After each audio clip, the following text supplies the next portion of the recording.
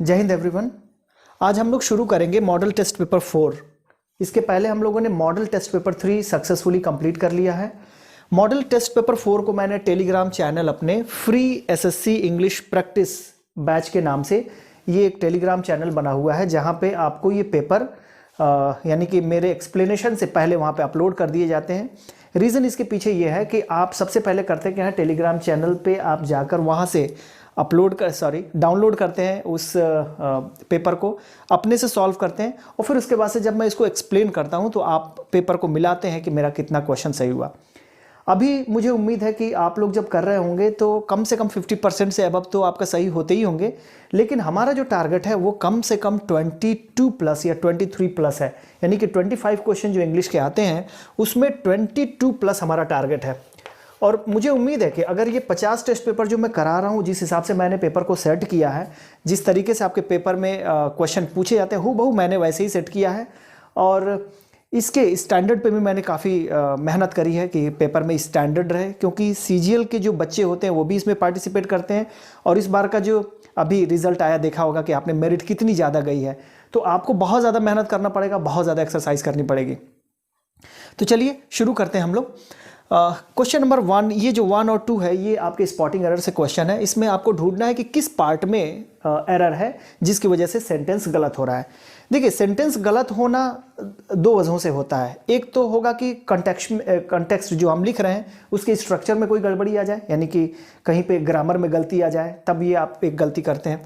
दूसरी गलती ये होती है जब सेंस में गलती हो जाती है, यानी कि सेंटेंस का स्ट्रक्चर सही है, ग्रामर बिल्कुल सही है, लेकिन उसका सेंस जो होगा गलत आएगा, तब भी वो गलत हो जाता है। तो इन दोनों चीज़ों पर आपको ज़्यादा मेहनत करनी है, और मेहनत सिर्फ ये प्रैक्टिस से हो सकती है। तो शुरू करते हैं। देखिए, क्वेश्चन नंबर 1 को अगर ध्यान से पढ़ेंगे, लिखा हुआ है my book has been missing from my room till yesterday. Now, अगर सेंटेंस आप पहचान रहे हैं, यानी कि सेंटेंस पढ़ रहे हैं और टेंस अगर आप पहचान रहे हैं, तो ये प्रेजेंट परफेक्ट कॉन्टिन्यूअस टेंस है, हैज़ बिन मिसिंग। अब प्रेजेंट परफेक्ट टेंस होता क्या है? प्रेजेंट परफेक्ट टेंस में हम किसी ऐसे एक्शन को दिखाते हैं जो एक्शन पास्ट से शुरू होकर प्रेजेंट तक आता है और अभी भी कंटिन्यू रहता है, फ्यूचर में भी वो कंटिन्यू रहता है।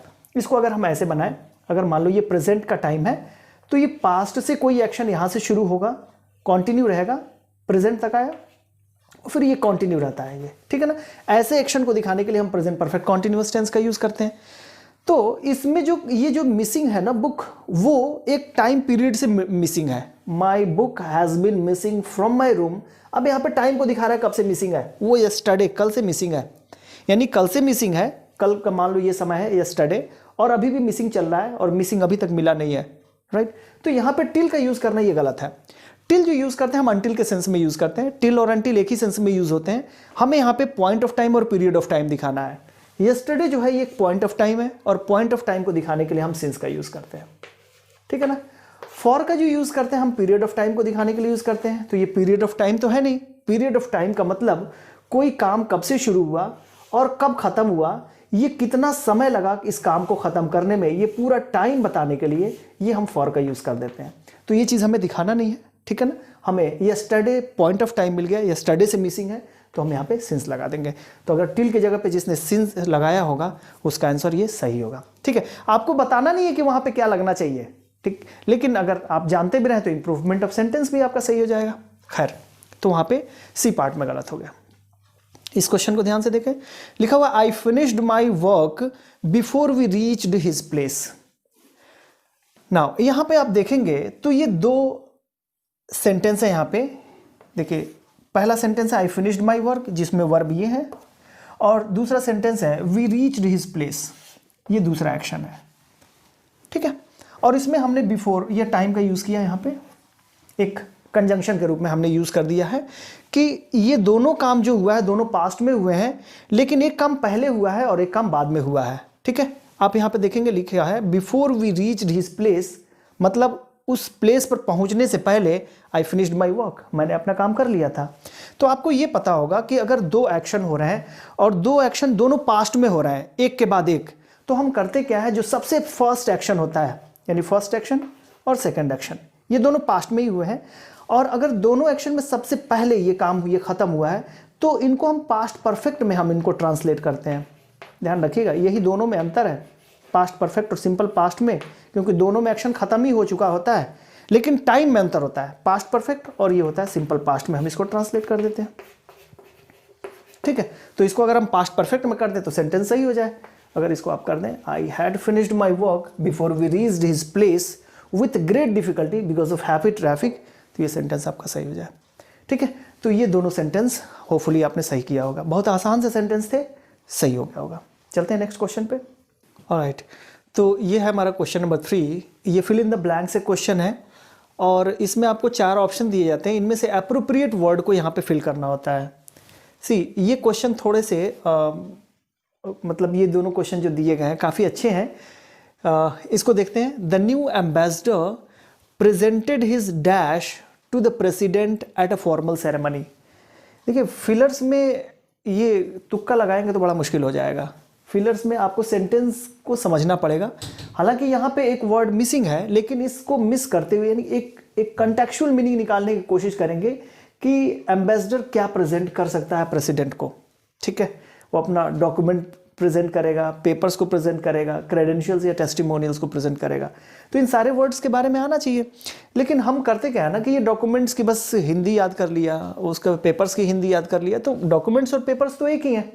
जैसे अगर मैं कहूँ शो मी योर डॉक्यूमेंट्स या शो मी योर पेपर्स, तो डॉक्यूमेंट्स और पेपर्स ये चीज़ें जो होती हैं ना, वो आप एक आइडेंटिटी के रूप में रखते हैं, प्रूफ के रूप में रखते हैं। किसी चीज़ का प्रूफ अगर मांगा जाता है तो पेपर्स ही मांगे जाते हैं, डॉक्यूमेंट्स ही मांगे जाते हैं। ठीक है, तो ये दोनों वर्ड तो एक ही है, तो दोनों तो फिल नहीं किया जा सकता ना। आपके फिलर्स में जो लिखा रहता है कि मोस्ट एप्रोप्रिएट वर्ड को आपको फिल करना है यहाँ पे। ठीक, इसीलिए मैंने सारे वर्ड की एक्सप्लेनेशन भी लिख ली है कि आप इन सारे वर्ड के एक्सप्लेनेशन पढ़ के इन चीज़ों को समझने की कोशिश करें। ठीक है, अब चूंकि मैं बार बार कहता हूं कि चूंकि मुझे इस पेपर को एक्सप्लेन करना है, तो जाहिर सी बात है मैं तैयारी करके आया हूँगा, मुझे पता है इसका आंसर क्या है, लेकिन वो क्यों है ये चीज़ आपको जानना ज़्यादा ज़रूरी है। ठीक है, तो यहाँ पे क्या कर रहा है, the new ambassador presented his dash. अब डॉक्यूमेंट्स भी यहाँ पे कर सकते थे, presented his documents to the president, लेकिन यहाँ पे कह रहा है एट अ फॉर्मल सेरेमनी। एक फॉर्मल सेरेमनी हो रही है, एक सभा हो रही है, सेरेमनी कोई भी ओकेजन हो सकता है। ठीक है, तो उसमें जो नया एम्बेसडर है वो क्या प्रस्तुत कर सकता है, एप्रोप्रिएट वर्ड। देखिए यहाँ पे जो यूज होगा, चूंकि ये दोनों वर्ड यहाँ पे हैं, तो इन दोनों वर्ड में से कोई एक वर्ड अगर फिल करेंगे तो यहाँ पे भी कंफ्यूजन बनेगा कि ये क्यों नहीं कर रहे हैं आप, तो इन दोनों वर्ड्स को आप निकाल दें। अब देखिए क्रेडेंशियल्स और टेस्टिमोनियल्स। टेस्टिमोनियल्स क्या है, देखिए टेस्टिमोनियल्स जो होता है ना, जैसे मान लो कि मेरी कोचिंग इंस्टीट्यूट है और अगर यहाँ से पढ़ के जाओगे तो आपको एक फॉर्मल एक रिटन लिखते हैं कि कोचिंग के बारे में कुछ अच्छा लिख दीजिए आप। तो जो किसी के बारे में जो अच्छा लिखते हैं ना, दैट इज कॉल्ड टेस्टिमोनियल्स। देखिए यहाँ पे लिखा हुआ है formal written statement about the quality of something. किसी चीज़ की क्वालिटी के बारे में लिखना जो होता है वो होता है टेस्टिमोनियल्स। तो यहाँ पे टेस्टिमोनियल्स तो होगा नहीं। एम्बेसडर क्या करेगा, अपना एक परिचय देगा प्रेसिडेंट को। ठीक है, और परिचय के लिए आप यूज कर सकते हैं क्रेडेंशियल्स। जैसे क्रेडेंशियल्स का मतलब गुण से भी होता है, you have all the credentials, यानी कि that person has all the credentials for the job, यानी कि उस व्यक्ति के अंदर सारे वो क्रेडेंशियल्स हैं इस जॉब के लिए। तो क्रेडेंशियल्स यहाँ पे यूज कर सकते हैं।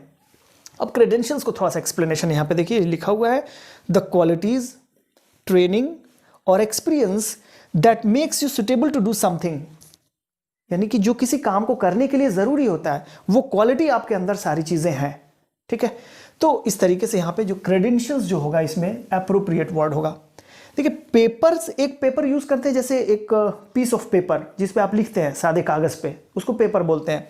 पेपर्स उसका प्लूरल हो जाता है, लेकिन जब पेपर्स को हमेशा जब प्लूरल के रूप में यूज करते हैं ना, तो ये भी डॉक्यूमेंट्स के रूप में यूज होता है। देखिए यहाँ पे इसका एक्सप्लेनेशन लिखा हुआ है, pieces of paper with written on writing on them, उस पर लिखा हुआ होगा already writing on them, such as letters, pieces of work, कोई काम करने का कोई चीज हो, ठीक है ना, पीसेस ऑफ वर्क, और प्राइवेट डॉक्यूमेंट्स। तो ये डॉक्यूमेंट्स के रूप में भी इस पेपर को हम यूज करते हैं, यानी कि डॉक्यूमेंट्स जो यूज करते हैं उसी सेंस में पेपर्स को भी यूज करते हैं जब ये प्लूरल में होता है, तो ध्यान रखिएगा।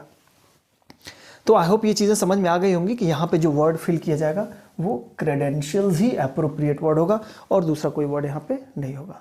राइट, चलते हैं नेक्स्ट क्वेश्चन की तरफ। नाउ इस क्वेश्चन में देखिए कौन सा वर्ड एप्रोप्रिएट होगा। क्वेश्चन है, manuring in agricultural fields increases. Agricultural field का मतलब खेती करने वाली जमीन पे अगर हम मैनरिंग करते हैं, मैनरिंग का मतलब उसमें हम खाद वगैरह जो देते हैं, ठीक है। खास तौर से हम जो जैविक खाद देते हैं, पशुओं से निकलने वाले जो गोबर होते हैं, ठीक है, उनसे जब हम मैनरिंग करते हैं खेतों में, तो वो क्या इंक्रीज कर देता है? Increases what? इनकम को इंक्रीज करेगा। आप तो मैनरिंग कर रहे हैं तो खुद भी उसमें पैसा लगा रहे हैं, तो इनकम इंक्रीज नहीं होगा, ठीक है। फर्टिलिटी इंक्रीज हो सकती है ना, लेकिन ऑलरेडी यहाँ पे कह रहा है कि एग्रीकल्चरल फील्ड है, मतलब फर्टाइल लैंड है, ठीक है, फर्टाइल लैंड है। तो आप क्या बढ़ाना चाहते हैं? और उसकी फर्टिलिटी बढ़ाना चाहते हैं, प्रॉफिटेबिलिटी बढ़ाना चाहते हैं।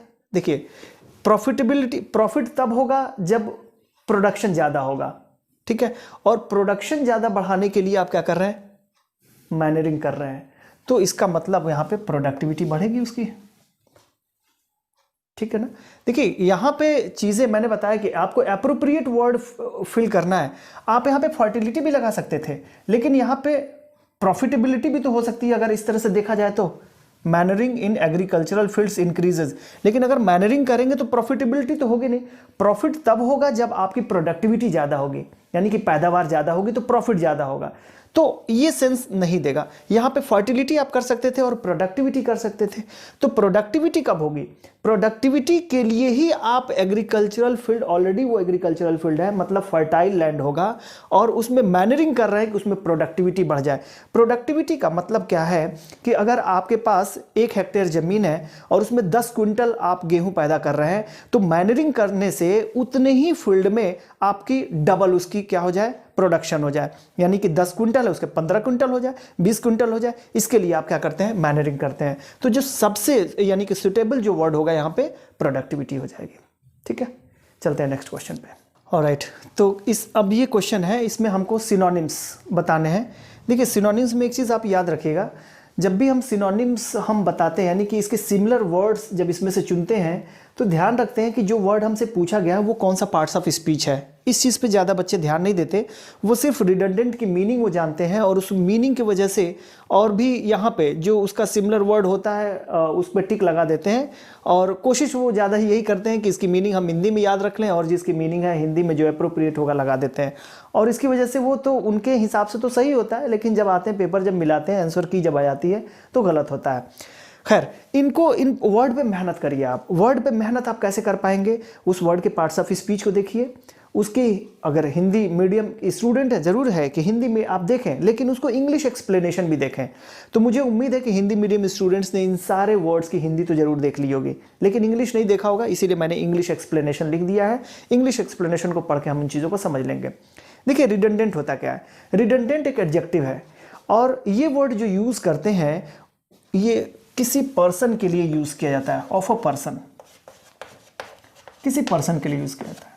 और ऐसे पर्सन के लिए जिनकी नौकरी छूट गई हो, बिना काम के हो, उनके लिए हम ये वर्ड यूज़ करते हैं रिडंडेंट।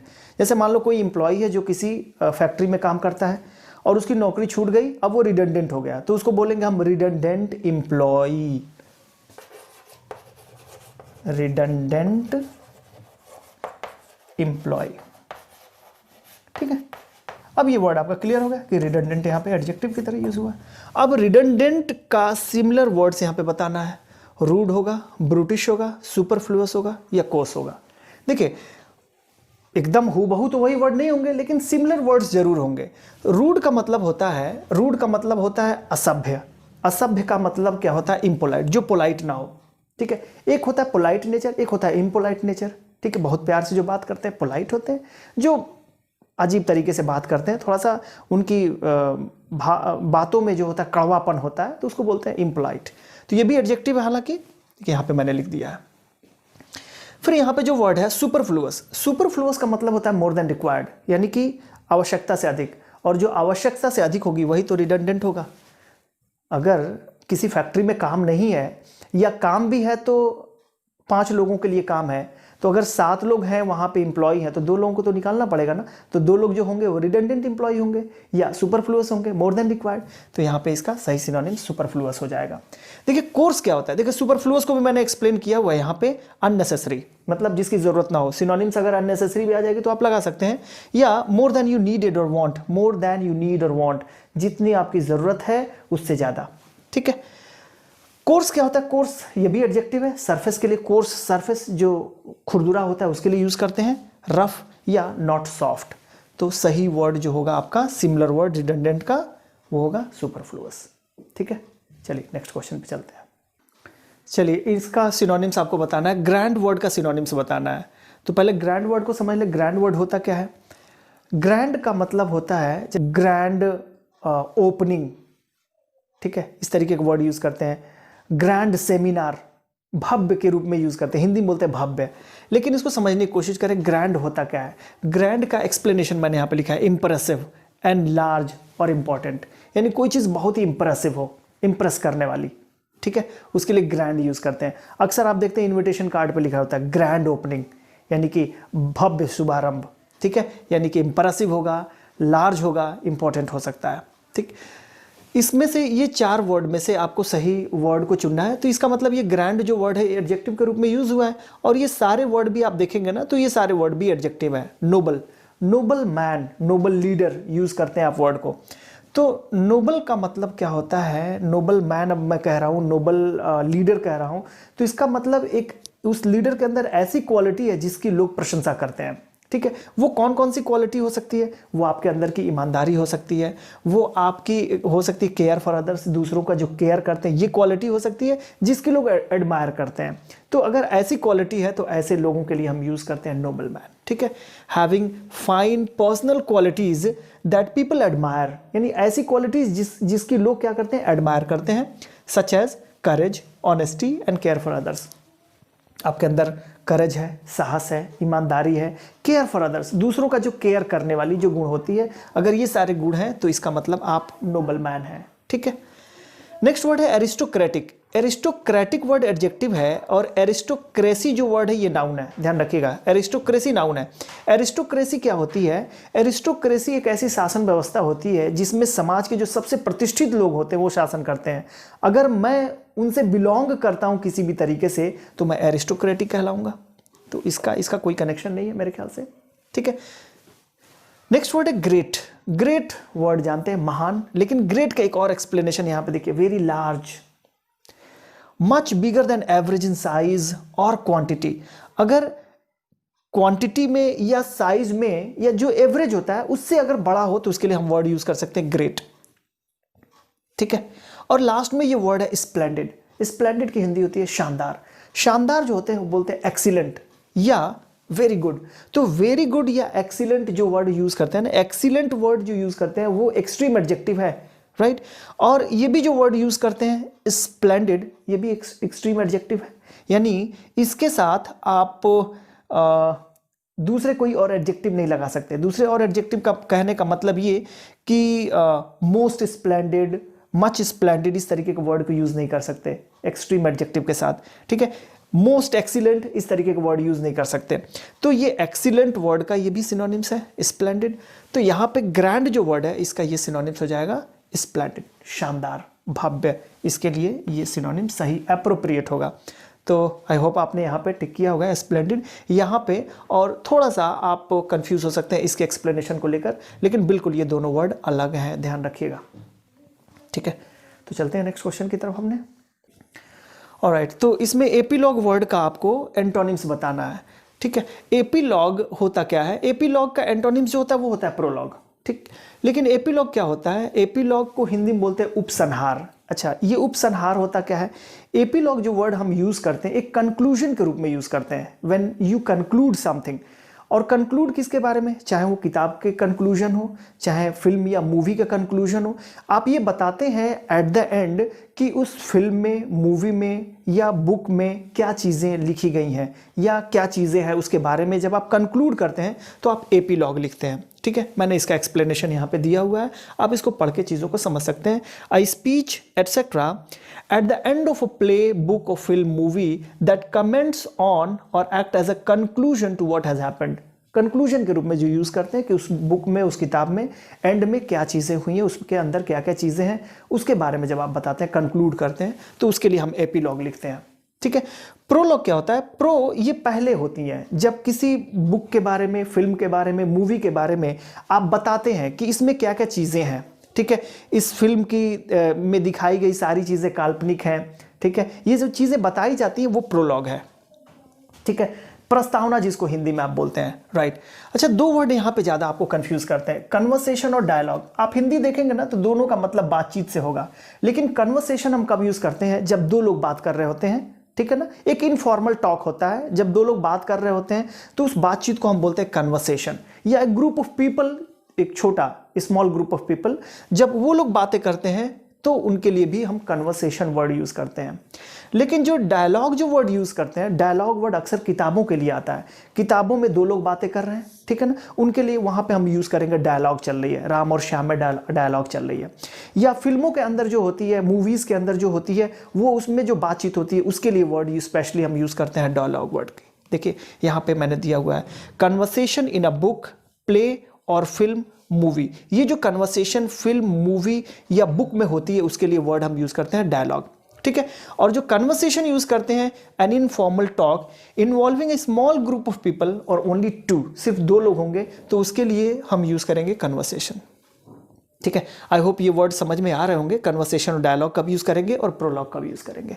लास्ट आते हैं ड्रामेटिक वर्ड पे। जी, ड्रामेटिक जो वर्ड यूज़ करते हैं वो चेंज के लिए यूज़ करते हैं, लेकिन ये चेंज ऐसा होना चाहिए जो सडन होना चाहिए। देखिए यहाँ पे लिखा हुआ है of a change, an event etcetera.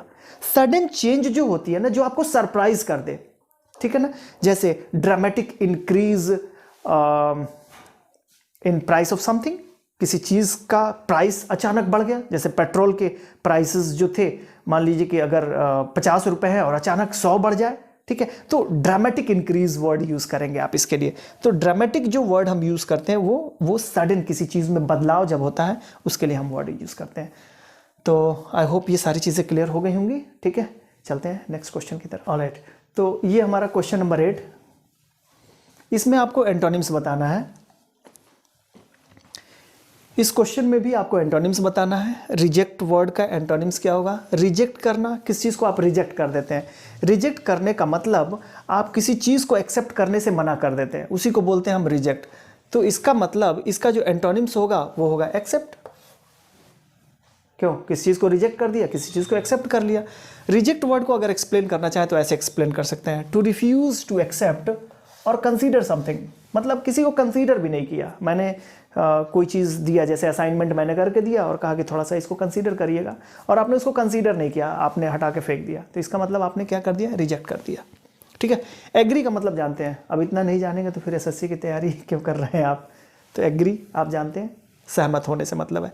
Embrace का मतलब होता है किसी को गले लगाने से, और इम्ब्रेस जो होता है वो फ्रेंडशिप या लव का प्रतीक होता है। आप ये दिखाते हैं कि मैं इससे, मेरी जो रिलेशनशिप है वो फ्रेंडशिप की है या आपकी प्यार से है, यानी कि आप उससे प्यार करते हैं तब उसको आप इम्ब्रेस करते हैं। To put your arms around somebody, around, to put your arms around somebody, किसी के मतलब ऐसे बाहों में भरते हैं जब आप, around somebody as a sign of love, प्यार के प्रतीक के रूप में या फ्रेंडशिप के रूप में, ठीक है। तो उसको बोलते हैं हम इम्ब्रेस, ठीक। एक वर्ड है अडॉप्ट। अडॉप्ट का मतलब होता है जब आप किसी बच्चे को अडॉप्ट करते हैं, यानी कि आप उसके लीगल पेरेंट्स बन जाते हैं, ठीक है, तो उसके लिए हम वर्ड यूज़ करते हैं अडॉप्ट।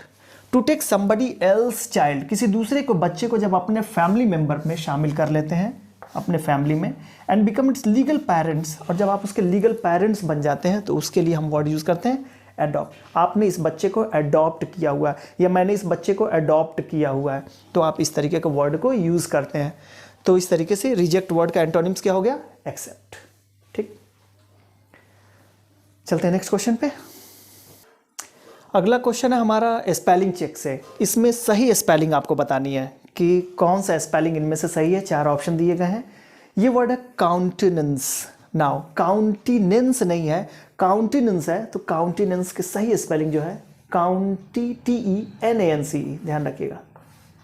काउंटिनेंस का मतलब होता है अ पर्सन्स फेस और देयर एक्सप्रेशन। जैसे मैं एक्सप्रेस कर रहा हूँ अपनी चीज़ों को, तो पर्सन्स के फेस के लिए यूज़ करते हैं या उसके एक्सप्रेशंस के लिए आप काउंटिनेंस वर्ड यूज़ कर सकते हैं।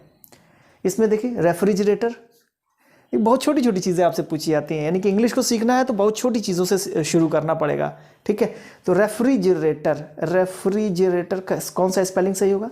रेफ्रिजरेटर का ये स्पेलिंग सही होगा, रेफ्रिजरेटर, REFRIGERATOR। रेफ्रिज में DGE मत करिएगा, ठीक है ना, DG अक्सर यहाँ पे लोग कंफ्यूज करते हैं। रेफ्रिजरेटर किसको बोलते हैं? फ्रिज को बोलते हैं, देखिए फ्रिज जब लिखेंगे तो आप ऐसे लिखेंगे, लेकिन रेफ्रिजरेटर जब लिखेंगे तो आप ऐसे लिखेंगे। ठीक है, चलते हैं नेक्स्ट क्वेश्चन पे। ऑलराइट, तो ये जो क्वेश्चन है हमारा इडियम्स एंड फ्रेजेस से है। ये अंडरलाइन जो पार्ट्स है इसकी मीनिंग बतानी है कि इन 4 ऑप्शंस में से कौन सी उसकी मीनिंग होगी। ठीक है, इडियम्स एंड फ्रेजेस के बारे में आप जानते होंगे। चलिए क्वेश्चन को देखिए और समझने की कोशिश करें। लिखा हुआ है ही गोज, अच्छा यहाँ पे गो लिखा हुआ है आपके शीट में, तो इसको कट करके, इसको हटा करके आप यहाँ पे 2 लगा लीजिएगा। She goes to her mother's house off and on. Off and on का मतलब होता है ओकेजनली, यानी ओकेजनली का मतलब होता है किसी ओकेजन पे। ओकेजन का मतलब time to time, from time to time. ठीक है, यहाँ पे लिखा हुआ है from time to time, not always, ध्यान रखिएगा, हमेशा नहीं जाएगा वो, इरेगुलर इंटरवल पे वो चीज़ें वो जाएंगे। Sometimes but not often. इन दोनों का मतलब जब देखेंगे ओकेजनली और समटाइम्स को, तो दोनों का मतलब लिखा होगा कभी कभी। तो यहाँ पे समझना हिंदी में बड़ा मुश्किल हो जाएगा, कभी कभी। ठीक है ना, कौन सा वर्ड इसमें सही होगा। तो यहाँ पे मैंने इंग्लिश एक्सप्लेनेशन लिख दी हुई है कि इस चीज़ से आप ज़्यादा समझ में आ जाएगा। देखिए समटाइम्स कब यूज़ करेंगे, समटाइम्स यूज़ करेंगे, इसका मतलब होता है occasionally rather than all of the time, या इसको कह सकते हैं नॉट ऑलवेज, मतलब हमेशा वो नहीं जाता। नॉट ऑलवेज के सेंस में यूज़ करेंगे समटाइम्स को। ओकेजनली मैंने बताया, ओकेजनली कब यूज़ करेंगे, ओकेजनली मतलब फ्रॉम टाइम टू टाइम, एक फिक्स्ड टाइम होगा जिस पे आप जाएंगे। कोई आपका मान लीजिए त्यौहार पड़ गया, ठीक है, तब चले गए, छुट्टी हो गई तब चले गए, तो उसके लिए हम वर्ड यूज़ करते हैं ओकेजनली। तो अपने माँ के घर जा रहा है तो इसका मतलब ओकेजनली जाएगा यहाँ पे, ऑफ एंड ऑन का मतलब ओकेजनली से। ठीक, उसका मतलब ही होता है, ध्यान रखिएगा, समटाइम्स नहीं होता। ठीक है ना। रेयरली क्या होता है, रेयरली जो यूज़ करते हैं इसका एक्सप्लेनेशन होगा, रेयरली का मतलब यदा कदा। ठीक है, not occurring at a regular interval. Regular interval और इरेगुलर इंटरवल क्या है, जैसे मान लो रेगुलर इंटरवल का मतलब, मान लो मैं मंडे को गया और ट्यूसडे वेंसडे नहीं गया, फिर थर्सडे को मैं गया, ठीक है ना, फिर 2 दिन गैप किया फिर गया, तो ये हो जाता है एक रेगुलर इंटरवल। आपने एक फिक्स्ड बना लिया कि कितने दिन के गैप करने के बाद हमें जानी है। ठीक है, तो एक रेगुलर इंटरवल हो गया। या मान लो कि एक रेगुलर इंटरवल का मतलब मंडे गए, ट्यूसडे गए, वेंसडे गए, थर्सडे गए, फ्राइडे गए, ये रेगुलर। तो रेगुलर इंटरवल में एक चीज़ें एक गैप होंगी। ठीक है ना, मंडे गए, ट्यूसडे को नहीं गए, थर्सडे को गए। ठीक है, फिर उसके बाद से मंडे को गए, ट्यूसडे को नहीं गए, वेंसडे को गए, फिर आप थर्सडे को नहीं गए, ठीक है, फ्राइडे को चले गए, तो एक रेगुलर इंटरवल हो गया। इरेगुलर इंटरवल का मतलब वो फिक्स्ड नहीं है कि 2 दिन गैप करेंगे कि 3 दिन गैप करेंगे, तो वो हो जाएगा इरेगुलर इंटरवल। तो जब यहाँ पे एक not occurring at a regular interval हो जाए तो उसके लिए वर्ड यूज करते हैं रेयरली। और फ्रीक्वेंटली का मतलब वो फ्रीक्वेंटली जा रहा है, एट फ्रीक्वेंट इंटरवल। ठीक है, फ्रीक्वेंट इंटरवल पे मतलब एक दिन गैप करके, फिर दूसरे, फिर एक दिन गैप करके, फिर एक दिन गैप करके, तो एक फ्रीक्वेंट इंटरवल पे जाना फ्रीक्वेंटली यूज आएगा। I frequently attend my class, I frequently go to market. तो फ्रीक्वेंटली का मतलब एक फ्रीक्वेंट हमारा हमने पहले तय कर लिया है कि कितने दिन के इंटरवल पे मुझे जानी है। ठीक है ना, डेली जाना है या एक दिन गैप करके जाना है। ठीक है, तो इस तरीके से हम फ्रीक्वेंटली वर्ड यूज करते हैं। रेयरली आपको समझ में आ गया। इन दोनों वर्ड में ज़्यादा कंफ्यूजन था, जिसको मैंने बताया। ओकेजनली वर्ड किसी ओकेजन पे ही आप जाएंगे। ठीक है, वो ओकेजन कोई भी आपकी छुट्टी हो सकती है। ठीक है, कोई भी किसी तरीके से छुट्टी हो सकती है, कोई त्यौहार हो सकता है। तो ओकेजन वर्ड से आप याद रखेंगे occasionally, from time to time, और समटाइम्स मैंने बता दिया, समटाइम्स मतलब नॉट ऑलवेज। ठीक है, तो सही वर्ड जो होगा वो होगा ओकेजनली। इस क्वेश्चन में भी आपको अंडरलाइन पार्ट्स की मीनिंग बताने हैं, यानी कि ये इडियम्स एंड फ्रेजेस की मीनिंग बतानी है। इसमें से 4 ऑप्शंस में से कौन सा अप्रोप्रिएट यहाँ पे ऑप्शन होगा, कौन सा ऑप्शन सही होगा। तो यहाँ लिखा हुआ है the robber murdered the woman in cold blood for the sake of jewels. In cold blood का मतलब होता है किसी की हत्या करना बिना फीलिंग्स के, यानी कि कोई बेरहमी से किसी की हत्या करना, राइट, इसको ऐसे समझ सकते हैं। ठीक है, तो इसमें से जो ऑप्शन लिखा हुआ देखिए, अ murder done without feeling, a murder done in revenge, revenge मतलब बदले के लिए, आपने बदले में किसी की हत्या कर दी है, रिवेंज लेने के लिए। अ murder done in great anger, बहुत ज़्यादा आप गुस्सा हैं तब आपने उनकी हत्या कर दी है। अ मर्डर डन इन एनमिटी, शत्रुता थी आपकी तब आपने उनकी हत्या कर दी है। तो यहाँ पे इस सेंटेंस को देखने से ऐसा बिल्कुल भी नहीं लगता कोई शत्रुता थी। For the sake of jewels, jewellery के लिए उसने हत्या कर दी और बिना बेरहमी से उसकी हत्या करी। तो यहाँ पे जो सही ऑप्शन होगा वो a murder done without failing. ठीक है, चलते हैं नेक्स्ट क्वेश्चन पे। हमारा अगला क्वेश्चन वन वर्ड सब्स्टिट्यूशन से है। इसमें आपको ये सेंटेंस को पढ़ना है, समझना है और ये दिए गए 4 ऑप्शंस में से सही ऑप्शंस को आपको चुनना है। तो सेंटेंस समझ में आना चाहिए। लिखा हुआ है one who studies election trends bye means of opinion polls. मतलब ऐसे लोग जो ओपिनियंस पोल पे क्या करते हैं,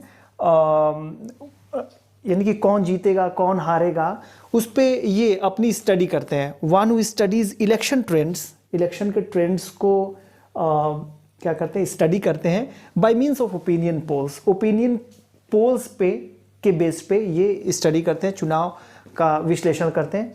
तो चुनाव विश्लेषक ही उनको बोलते हैं। ठीक है, और उनके लिए जो वर्ड यूज होता है वो यूज होता है सेफोलॉजिस्ट। ठीक है ना, सेफोलॉजिस्ट चुनाव विश्लेषक हिंदी में बोलते हैं। सेफोलॉजिस्ट याद रखिएगा, वो ओपिनियन पोल्स के बेस पे वो चुनाव का क्या करते हैं, इलेक्शन ट्रेंड्स की स्टडी करते हैं। एंटोमोलॉजिस्ट क्या होते हैं, एंटोमोलॉजिस्ट जहाँ पे वर्ड आता है ना, इसके लिए ये स्पेशलिस्ट होते हैं वो। और एंटोमो वर्ड यूज करते हैं कीटों के लिए, तो कीट विशेषज्ञ होते हैं ये। ठीक है, डेमोगॉग, ये डेमोगॉग जो वर्ड यूज करते हैं ना वो पॉलिटिकल लीडर के लिए यूज करते हैं। ठीक है ना, हिंदी में देखेंगे तो लिखा रहेगा दुर्जनों का नेता। तो दुर्जनों का नेता, ये डेमोगॉग वर्ड ये जो यूज होते हैं पॉलिटिकल लीडर के लिए यूज करते हैं। ये ऐसे लीडर के लिए यूज करते हैं जो चुनाव जीतना तो चाहते हैं लेकिन on the basis of emotions, emotionally लोगों को अपनी तरफ अट्रैक्ट करेंगे, आर्ग्यूमेंट करेंगे। ठीक है ना, तर्क नहीं देंगे वो लोग। तो ऐसे लोगों के लिए वर्ड यूज करेंगे डेमोगॉग। देखिए यहाँ पे मैंने एक्सप्लेनेशन भी दे दिया हुआ है। A political leader who tries to win support by using arguments, arguments का यूज करके वो जीतना चाहेगा election. Based on emotion rather than reason, reason तर्क नहीं देगा वो आपको ब्लैकमेल करेगा। तो ऐसे नेताओं के लिए हम यूज करते हैं डेमागॉग। राइट, अगला वर्ड है यूजेनिस्ट। यूजेनिस्ट वर्ड हम किसके लिए यूज करते हैं, यूजेनिस्ट वर्ड यूज करते हैं, इसकी हिंदी होती है सुजननिक शास्त्री। अब इसको भी आपको देखना पड़ेगा डिक्शनरी में, सुजननिक शास्त्री क्या होता है। इसका मतलब ये भी कहीं ना कहीं कोई स्पेशलिस्ट है। ये कैसे स्पेशलिस्ट होते हैं, ये तय करते हैं, यानी कि देखिए ये आगे जो चीज़ें होती हैं ना, ये यूजेनिस्ट जो वर्ड यूज़ करते हैं, ये ऐसे लोग होते हैं जो ये तय करते हैं कि कौन से ऐसे पेरेंट्स हैं, यानी कि कौन से ऐसे लोग हैं जो पेरेंट्स बनने के काबिल हैं। पेरेंट्स बनने के काबिल का मतलब इनके आगे आने वाली जनरेशन अच्छी होगी।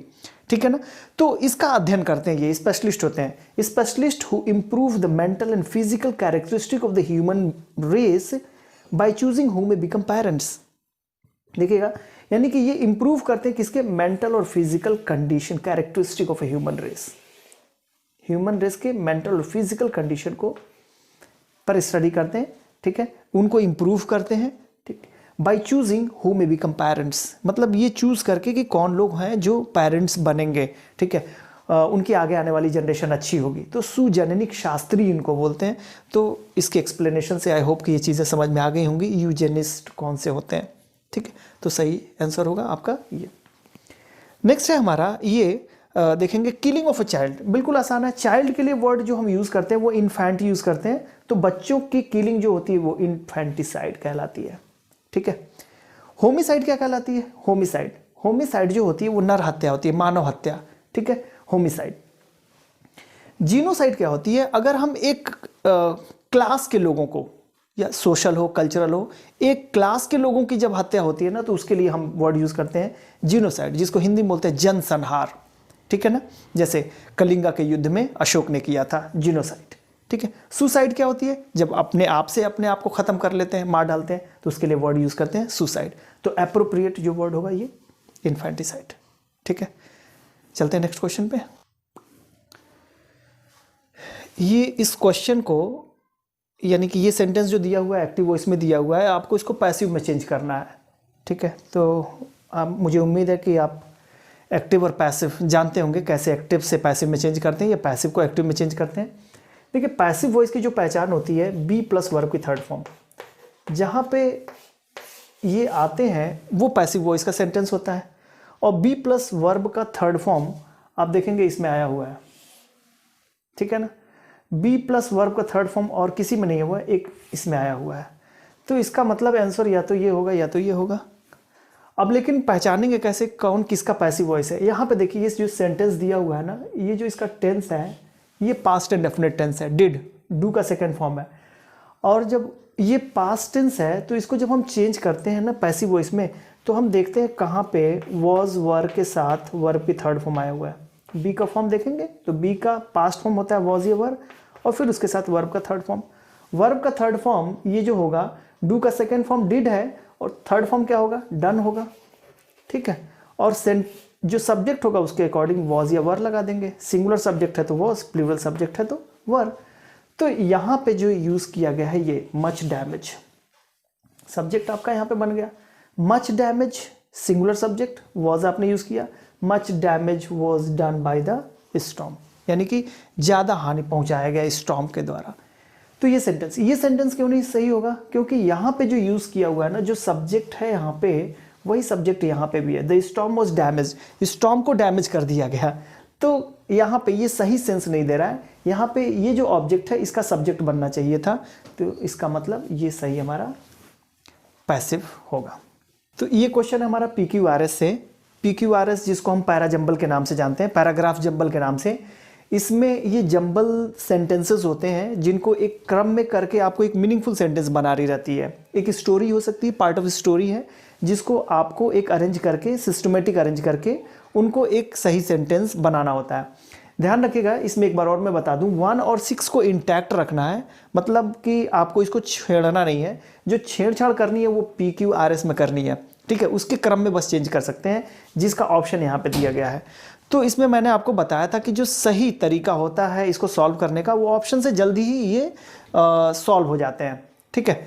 तो चलिए इसमें देखते हैं। सबसे पहले देखिए, अगर इसको हम ध्यान से देखें और एक बार पढ़ लें, देखिए बहुत तेज इसको पढ़ना होता है, पढ़ के समझना भी है और फिर उसको सही एक मतलब इसमें से ऑप्शन भी सिलेक्ट करने हैं।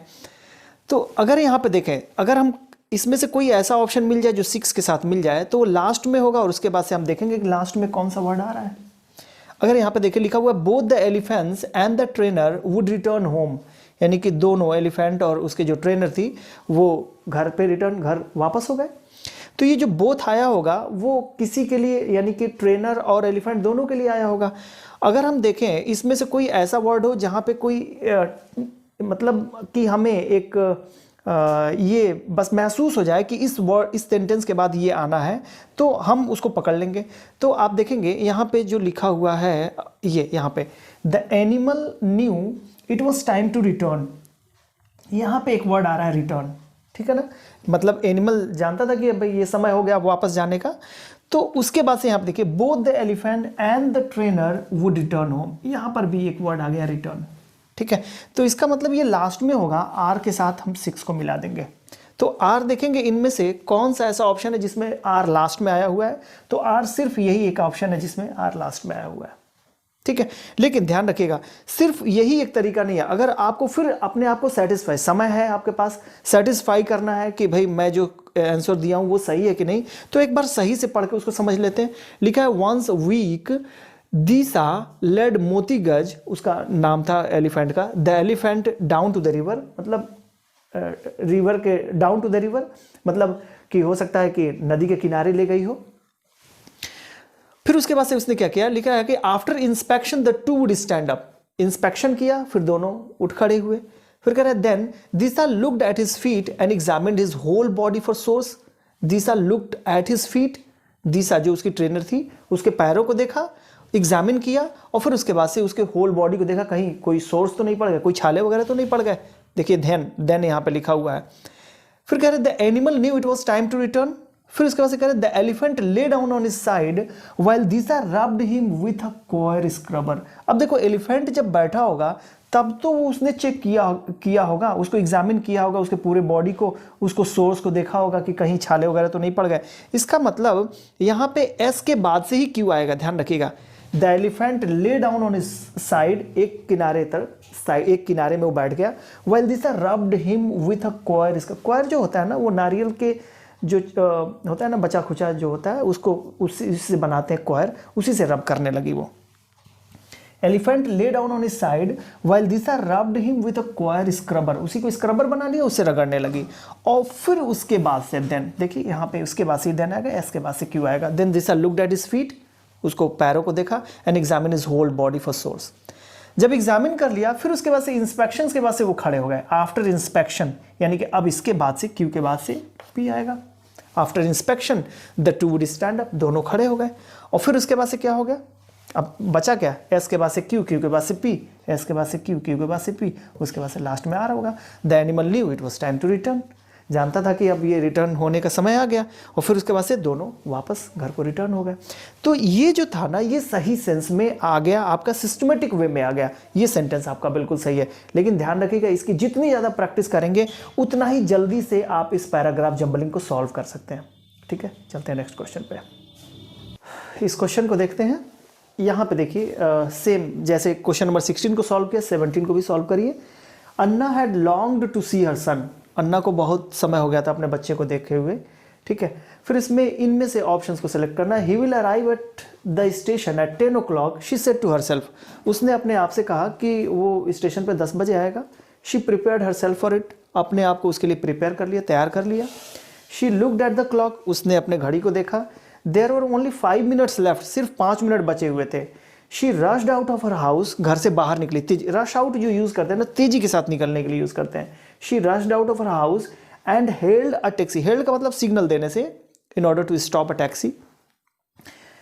Held a taxi to reach the station in time, मतलब समय पर स्टेशन पहुंचने के लिए उसने टैक्सी को रोका और चली गई। ठीक, अब यहाँ पे देखिएगा ये लास्ट है, ये 1 और 6 को मैंने बताया जैसा कि इंटैक्ट रखना है और इनमें से सीक्वेंस को देखना है।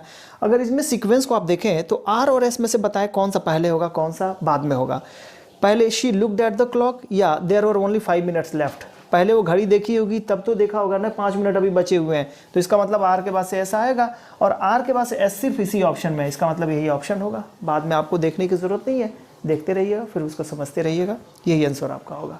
ठीक है, तो ऐसे ही आपको सारे क्वेश्चन में करना है। जो भी इस तरीके के क्वेश्चन आएंगे आपको बहुत ही क्विकली किसी चीज़ को पकड़ना है कि कौन सा सेंटेंस किसके बाद होगा। दूसरी चीज़ आप ये देख सकते हैं, अन्ना के लिए प्रोनाउन जो यूज़ होगा वो शी यूज़ होगा, तो इसका मतलब यहाँ पे she prepared herself for it. ठीक है, अपने आप को उसके लिए तैयार कर लिया और फिर उसने ये सोचा ही will arrive at the station at 10 o'clock। ही जो यूज़ हो रहा है वो अपने बच्चे के लिए यूज़ कर रही है, सन के लिए। He will arrive at the station at 10 o'clock, she said to herself, अपने आप से कहा, यानी क्यू के बाद से पी आएगा, तो क्यू के बाद से पी, फिर आर, फिर उसके बाद से एस। सही आंसर ए होगा। ठीक है, चलते हैं नेक्स्ट क्वेश्चन पे। नेक्स्ट क्वेश्चन है हमारा इंप्रूवमेंट ऑफ सेंटेंस से। इसमें जो अंडरलाइन पार्ट्स है उसको इंप्रूव करना है इन 4 ऑप्शन से। अगर इनमें कोई इंप्रूव करने के लिए है, यानी कि आप समझते हैं कि ये वर्ड यूज़ करेंगे तो सेंटेंस इंप्रूव हो जाएगा, तो उस ऑप्शन को आप टिक करिए, अदरवाइज आप नो इंप्रूवमेंट पे आप टिक कर दीजिए। क्वेश्चन है I have bought this house in 1970 for ₹2 lakh. ठीक है, प्रेजेंट परफेक्ट टेंस है और प्रेजेंट परफेक्ट में ये यूज़ कर रहा है टाइम को।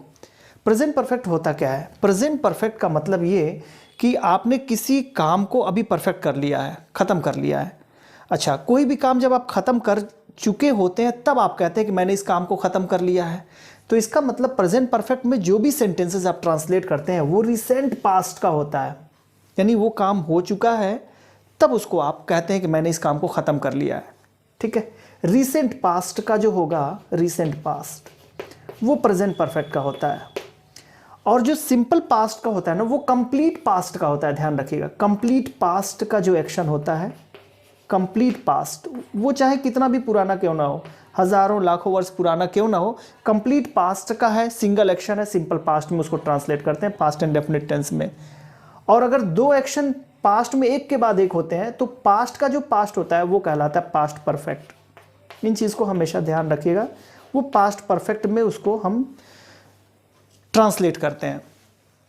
इसलिए जो प्रेजेंट परफेक्ट जो होगा वो पास्ट के समय को नहीं दिखाएगा। ये 1970 जो यूज़ कर रहा है, या तो जिस समय ये बता रहा है कि मैंने इस घर को ख़रीदा था 1970 में, फ्यूचर टेंस तो है नहीं, तो इसका मतलब ये कि 1970 का जो इस समय है वो पास्ट का ही बता रहा है, तो ये प्रेजेंट परफेक्ट मत यूज करके इनको सिंपल पास्ट में आप यूज कर दीजिए, सेंटेंस सही हो जाएगा। पास्ट परफेक्ट में क्यों नहीं यूज करेंगे? क्योंकि मैंने बताया पास्ट परफेक्ट तब आप यूज करेंगे जब दो एक्शन पास्ट में एक के बाद एक हो, तो आप सबसे पहले एक्शन को पास्ट परफेक्ट में करिए, फिर उसके बाद से पास्ट इंडेफिनिट में करिए। ठीक है, रिसेंट पास्ट का जो सेंटेंस होता है, जो एक्शन होते हैं, उन्हीं को हम प्रेजेंट परफेक्ट में ट्रांसलेट करते हैं, तो इसका मतलब ये रिसेंट पास्ट का ही होगा। ठीक, चलिए, तो ये ऑप्शन पे जिसने टिक किया होगा सही आंसर उसका यही होगा। Now the child died from jaundice. अब देखिए, डाइड ऑफ और डाइड फॉर, ये दो तरीके से ये वर्ड को यूज किया था। डाइड ऑफ कब यूज करेंगे और डाइड फ्रॉम कब यूज करेंगे? ठीक है ना। डाइड ऑफ हम यूज करते हैं जब किसी बीमारी से, डिजीज से किसी की मौत हो जाती है, ठीक है ना। और डाइड फ्रॉम हम यूज करते हैं तब जब हम कोई अदर रीजन की वजह से, अदर रीजन मतलब कोई दूसरा रीजन हो मौत का, तो उसके लिए हम डाइड फ्रॉम यूज कर देंगे। तो यहाँ पे जॉन्डिस जो है एक डिजीज है, और इस डिजीज के लिए हम क्या यूज कर देंगे? Died of. ये सही आंसर होगा आपका। ठीक है, चलते हैं नेक्स्ट क्वेश्चन पे। अगला क्वेश्चन हमारा है नरेशन से। ठीक, डायरेक्ट नरेशन को इनडायरेक्ट नरेशन में चेंज करना है। आप देखेंगे यहाँ पे रिपोर्टिंग वर्ब यहाँ पे है और रिपोर्टेड स्पीच आपका यहाँ पे है। इस रिपोर्टेड स्पीच को ही हम चेंज करते हैं, आपको पता होगा। लिखा हुआ have you completed your assignment Meenu. Meenu से पूछा जा रहा है कि क्या तुमने अपना असाइनमेंट कंप्लीट कर लिया है, उसका भाई पूछ रहा है उससे। ठीक है, तो ये सेड तो चेंज हो जाएगा ना अपने रिपोर्टेड स्पीच के सेंस के अकॉर्डिंग, सेड आस्क में चेंज हो जाएगा। दूसरी कंडीशन यहाँ पे देखिए, इस टेंस को हम चेंज कर देते हैं अब उसके पास्ट टेंस में। ये प्रेजेंट परफेक्ट है, पास्ट टेंस में चेंज हो जाएगा। तीसरी कंडीशन हम करते क्या है, यहाँ पे कंजंक्शन के रूप में हम जब अगर यहाँ पे यूज़ करेंगे तो दैट यूज़ नहीं करेंगे, इफ़ या वेदर का यूज़ करेंगे, क्योंकि हेल्पिंग वर्ब से सेंटेंस की शुरुआत हुई है। तो जहाँ पे कंजंक्शन के रूप में इफ़ या वेदर यूज़ होगा वो होगा, और दूसरी चीज़ प्रेजेंट परफेक्ट टेंस से पास्ट परफेक्ट में चेंज होगा। इफ़ या वेदर तो सब में है, प्रेजेंट परफेक्ट है, पास्ट परफेक्ट में देखिए ये सेंटेंस है, पास्ट परफेक्ट में ये सेंटेंस है, पास्ट परफेक्ट में ये नहीं है। इसका मतलब यही दोनों आंसर में से कोई होगा। अब देखिए कौन सा आंसर सही होगा। Meenu's brother said to Meenu यहाँ पे, और इसमें लिखा है Meenu's brother asked her if she had finished her assignment. तो इसका मतलब यहाँ पे ये वाला आंसर सही हो जाएगा, सी वाला आंसर आपका सही होगा।